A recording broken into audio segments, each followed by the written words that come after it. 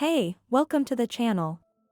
We hope that you enjoy today's stories and check out the chapters on the video to see all the stories for today. But before we get into this video, subscribe to the channel and hit that bell icon to get notified when we release a new video. So let's get into the video. Be careful when you're at work. Hey all. Yesterday I had an extremely strange experience and I am wondering if anyone could give me some insight. I am a maid/housekeeper/cleaner for residential homes. So yesterday I saw that a house I had never been to before was on my schedule. I noticed while looking at my schedule a couple of hours later that my coworker, whom I was originally supposed to work the shift at this house with, was no longer on that shift. We were cleaning a house together at this time, so I asked her about it and she said she made someone else take her shift because she was too scared to go there. She just said that the last time she was there she felt uneasy and like something didn't want her there. She said that she was having really bad anxiety all week knowing she had to go back to the house yesterday. This house was probably built in the 60s and 70s. Recently the homeowners have been doing some renovations. This is allegedly when things started to be felt in this house. I was also informed that a different coworker has heard someone running up the basement stairs at this house when nobody was home. I was told that the grandparents of the family living there had passed away in the house at some point. So I went into this feeling very nervous, but ultimately I decided to tough it out. When I walked inside, I immediately felt a super heavy weight on my head and shoulders. It was extremely dense. I, however, noted that at that time I didn't feel dread or fear, just a great heaviness. It was also hard to breathe. Like you just can't inhale enough air. I was emotionally fine until about the last half hour of the clean. I was starting to get really scared even though nothing was happening. I kept seeing things in my peripheral vision but told myself it was just my nerves getting the better of me. I will say, when I mopped the floor near the basement stairs, I suddenly had an overwhelming urge to GTFO of that room, like fight or flight. I dropped my mop and ran out of the room while looking behind my back so fast that I hit my shoulder on the door frame, trying to get away. I have never felt like that without good reason, so I am very spooked about what would have happened if I hadn't left the room. As soon as I walked out of the house when we had finished, and even more so as I drove away, I could feel this intense weight lifting off of me and I could breathe deeply again. So, nothing really happened, but it was super distressing.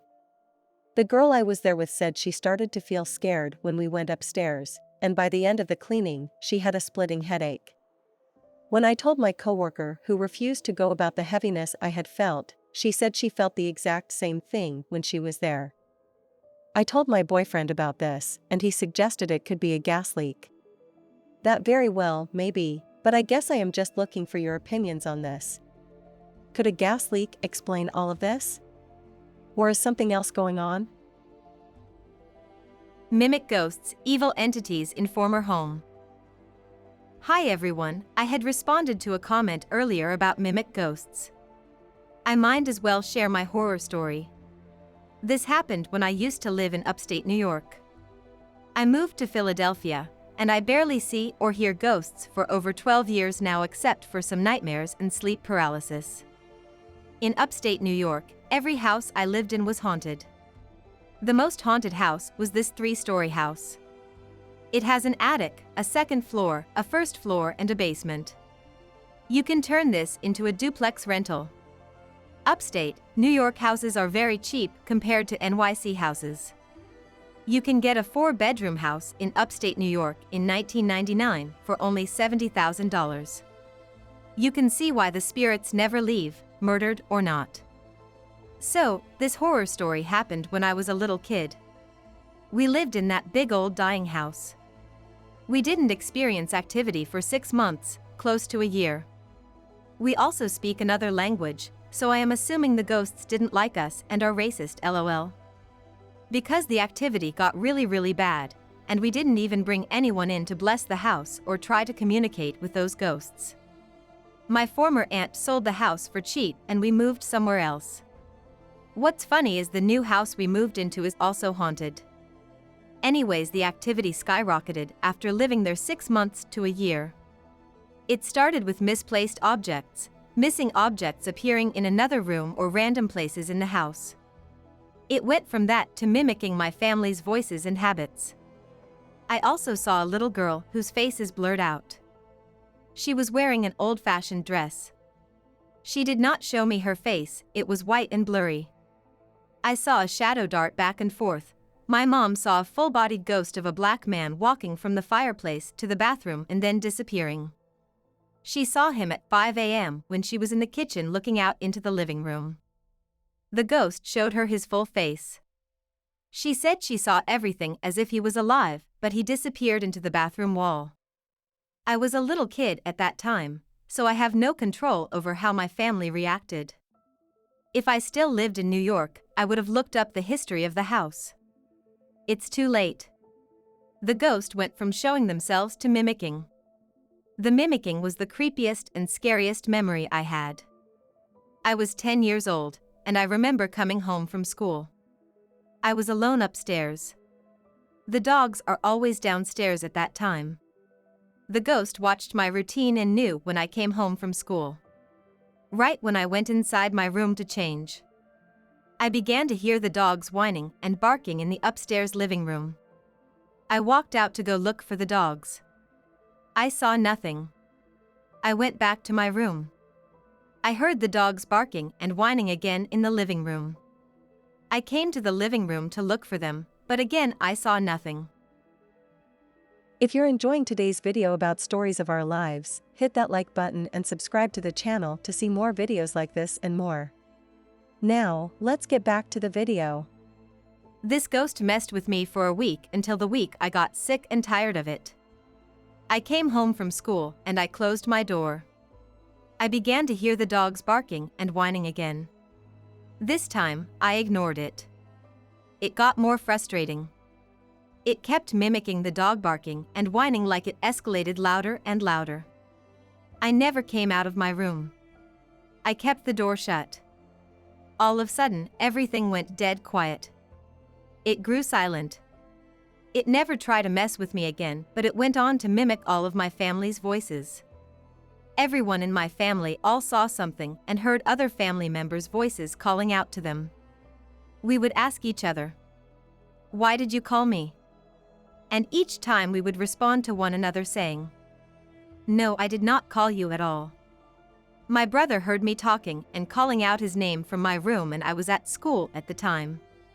He was homesick. He told me about it. He said he heard me talking in my room and he went in to check and no one was there. My mom also had a dream that one of the ghosts was telling her they don't like us talking in an Asian language, lol. She confessed years later after we moved out. For some reason, the ghosts only appear to her. I only shadows and blurry faces and hearing mimic voices. She saw the whole face and even have dreams. This time it wasn't a black man. She said she had a dream she saw a white man come to her and he told her in English he doesn't like us talking in an Asian language and he doesn't understand what we are saying. Only me and my brother speak both languages, we always speak in English, so the ghosts were able to understand. It was crazy and it got worse and worse until we moved. We began to hear footsteps walking in the attic and around the house at night. The TV would turn on and off by itself. Doors open and close by itself. There is a door upstairs that would not close no matter what. You close it and the next day it is wide open. This was back in the 90s, so my family never thought to buy cameras to see why the door keeps opening by itself. It got worse to the point where each family member was being haunted by a specific ghost. My aunt kept seeing this ghost of this woman that had a routine. She would see the woman walk past her bedroom door. She followed the woman to the top of the stairs, and she saw the woman walk downstairs and all of a sudden just disappeared. She would see the ghost woman walk from downstairs to upstairs. I have a feeling that is the ghost that keeps opening the door in the back. I am assuming she might have been killed while she was in that house, and she does not know she is dead. I also had a dream about the same little girl that I saw before. At that time, I was only 10 years old. I think that girl wanted to be friends. My brother had stolen one of my toys. I was crying and looking for it. I had a dream where a little girl in an old-fashioned dress with a blurred-out face came and talked to me. She showed me where the toy was hidden. I woke up and I went to the side of my grandma's bed, and there was my toy hidden in the crack between the bed. The little girl is a good spirit, but the rest of the spirits were getting worse. I had a feeling if we did not leave that house, everyone in the family would die one by one. I think the ghosts were angry because we split the house up and turned it into a duplex. We also rearranged everything in the house and threw away creepy old dresses and clothes that were found in the attic. My only paranormal experience. I haven't shared this story with a lot of people. Mainly because I've just never been given the opportunity to bring it up. But I and my sister shared an experience that we will never forget. When I was around 7 and my sister was 9, my family moved into a house that was beside a huge cemetery. I'm talking thousands and thousands of bodies buried there, along with a mausoleum that had probably 100 or so people it's in. You couldn't see our house from the road, it was hidden by trees. So, our driveway was long, and as you drove up our driveway you could literally read headstones. It was convenient for my family at the time because my dad worked at this cemetery as a grave digger. As young kids, my sister and I weren't scared of this house or the cemetery. We hadn't really ever been exposed to the idea of paranormal things yet. We actually would spend a lot of time walking around the cemetery and the fountain that's there. We would also go visit our dad while he was at work. But my parents were kind of off-put about the house once we started living there. I remember them mentioning how there were holes in the corner of the rooms like the previous owner had cameras in the house. But as kids, we didn't really get why that would be weird. My mom's mom lived with us at the time. We called her Nanny. She had strokes in the past and was kind of frail. She couldn't walk that well and needed assistance doing certain things. She was just really weak from her strokes. But at this point in time her mind was still sharp. My nanny's room and my sister's room were connected by a bathroom. So, each room had a door to the bathroom. One day my parents went to the grocery shop and left us with my nanny to watch us. It probably wouldn't have been a good idea to do that, but my sister and I were pretty well behaved. We wouldn't do anything bad or give her a hard time. My sister and I were sitting in the middle of my sister's room playing on the floor. All of a sudden the bathroom door, which was closed, started shaking violently. Like someone was grabbing the doorknob and shaking as hard as they could. We immediately got up and went to my nanny. She was sitting in her room watching TV. We stayed in her room until my parents came back. I know for certain it wasn't her, because she would have said so. Even then, there's no way she would have been able to shake that door like that. She was just too weak. My sister had other things happen in that house. Like figures peeking in at her through the crack in her bedroom door. We also would see a little girl with black hair, most of the time not even inside our house. Mostly outside around our house. That's the only paranormal thing that I have ever experienced. But to me, it's significant especially because I wasn't the only one to witness it.